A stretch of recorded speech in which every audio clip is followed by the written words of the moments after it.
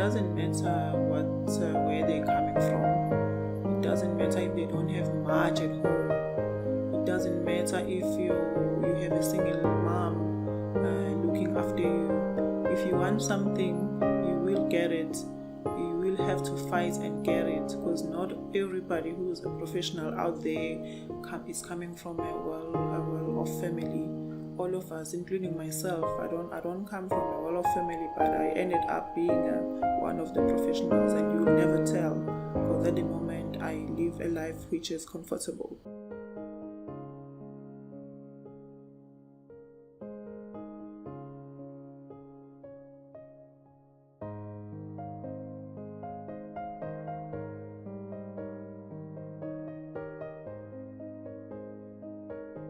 My name is Sinethemba.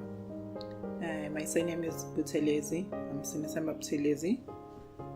I'm known as Sne by a lot of people. From Duzuma. It's a small township next to Wamashu.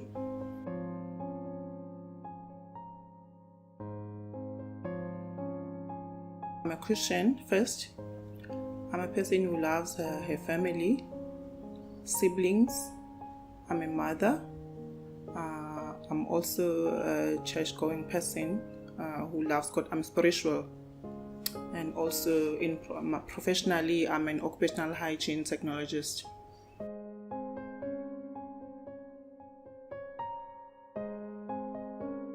So in high school, I went to a township high school. Never knew anything about occupational hygiene. In our high school, there was a bit of career guidance, but it was more of being a doctor, a teacher. Those are common subjects. And I remember my English high school teacher said, I want you to be a doctor, because I was one of the students who was having high marks in English. So she thought I was going to be a doctor. I remember meeting her and telling me that I wanted you to be a doctor, but I told her that I'm okay where I am. So in a nutshell, at high school I didn't know anything about occupational hygiene until I finished my degree in environmental management. Then after that, that's when I first learned. In fact, it found me. So after matric, I went to Mangosuthu Technicon to study chemical engineering. Diploma, a national high diploma. So I did my S1, and at the middle of S2, I didn't have finances to continue with my studies. So I had to leave my studies to look for work. So I remember I told the HOD at that time that, listen, I do not have funds to continue with my studies, because I didn't even had an NSFAS at that time. So he gave me some addresses. One of them was SAPREF learnership. He said, apply for this because you've got good maths and science results. They might consider you with what you have now as a first semester, although you haven't finished with your second semester. Then I applied at SAPREF. SAPREF called me, and for learnership they considered me. I started my learnership. At that time, the learnership at SAPREF was 4 years old. So I did the learnership for 4 years. After I finished my learnership, I then applied for a bursary at SAPREF to study something else, because I didn't want to go back to chemical engineering. I looked into occupational health now. So I wanted to go into that field because I've seen people working in occupational health while I was still doing learnership.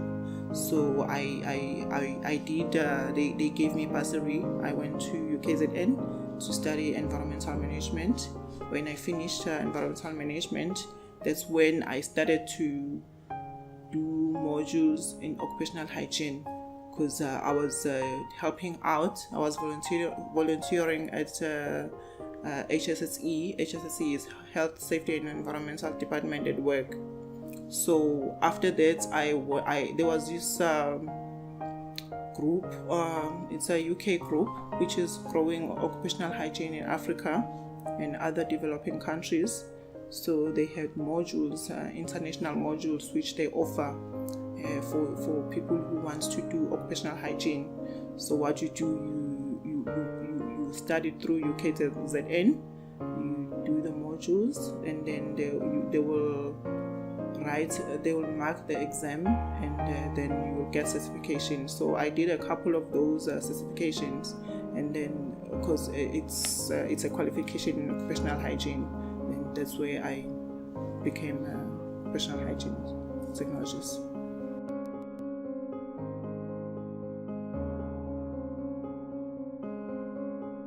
I studied environmental management at UKZN. In order for you to study environmental management at that institution, you need a metric pass. You need a metric pass with maths and science and geography, because it's a structured degree in geography and environmental management. And the course content, what they cover there is your biophysical environment. They cover geographic information system. There is a little bit of geography and tourism. So those are the main modules, including environmental management as your major. Challenges I faced at varsity was to work and study at the same time. I was working shifts, so I was also studying. So I would juggle between going to work and coming back and going to attend classes when I was after night shift. So those were hectic years for me.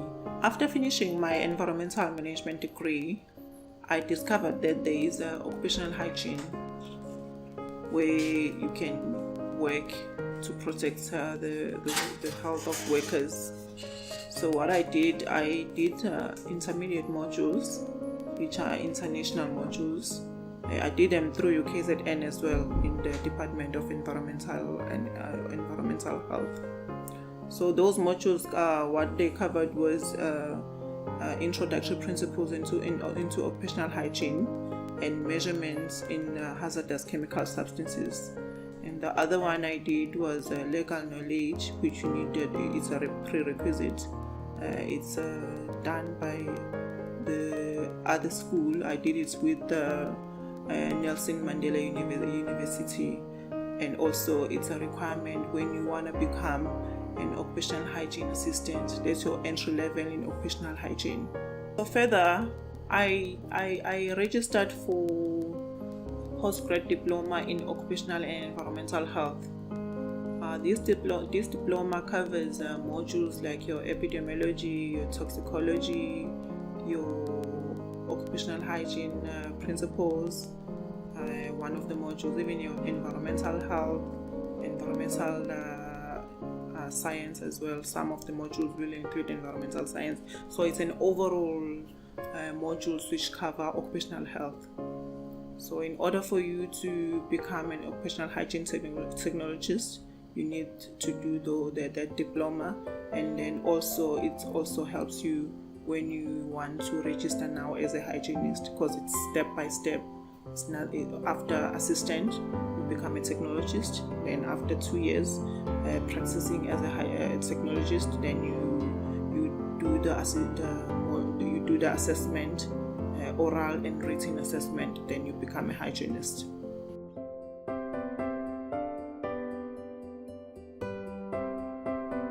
I started at SUPREF as a learner, where I was doing learnership in chemical processes.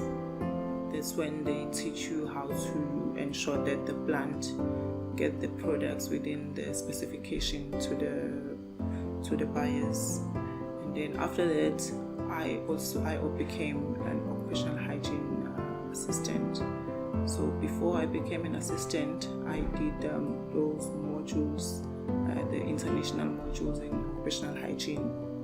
And when you're an assistant, you do the work that is done by the hygienist. You calibrate, make sure that you calibrate the pumps for them. You ensure that all the equipment for monitoring are ready.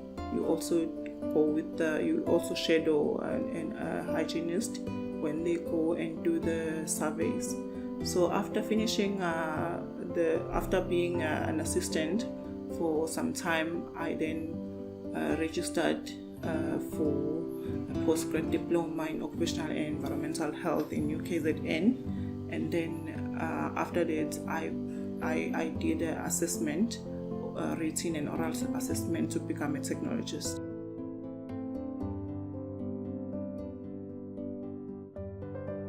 As an occupational hygiene technologist, my role is to ensure that the health of people working on site is protected, ensure that they don't have illnesses, long-term illnesses. So how would you do that? You would do risk assessments. They call them health risk assessments, where you ensure that you look into all the exposures people are exposed to, whether it's noise, whether it's too much lighting, less lighting, whether it's chemicals, how hazardous are those chemicals, how dangerous are those chemicals. And with all the things that people are exposed to, you ensure that you try to reduce the exposure, because whenever people are working, they will be exposed to these things. So you ensure that when people are doing their work, the exposure is reduced. The other roles I do, I ensure that the chemicals which are introduced to sites are checked if they are not dangerous. I check them. Sometimes I reject them, sometimes I approve them. But if I reject them, it's because they will introduce more risk into people. So I would ask a person who wants to introduce a certain chemical that isn't there another alternative we can use. So I always look for alternatives in order to protect people. I don't just introduce the risk. So my role is to ensure that the risk is always low as possible. And also I do investigations after people become sick. I do investigation of what is making them to become sick, what chemicals are are the cause in their system to make them sick. So I ensure that those things do not happen again. So I always make sure that whatever that has happened to and make people sick doesn't happen again.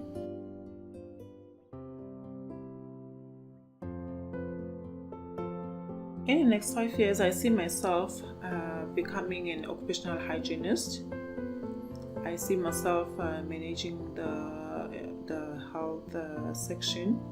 So I see myself being a health services manager. I see myself opening my own consultancy in order to ensure that I continue to do what I've studied for, or to also offer my experiences in a larger group other than where I am right now.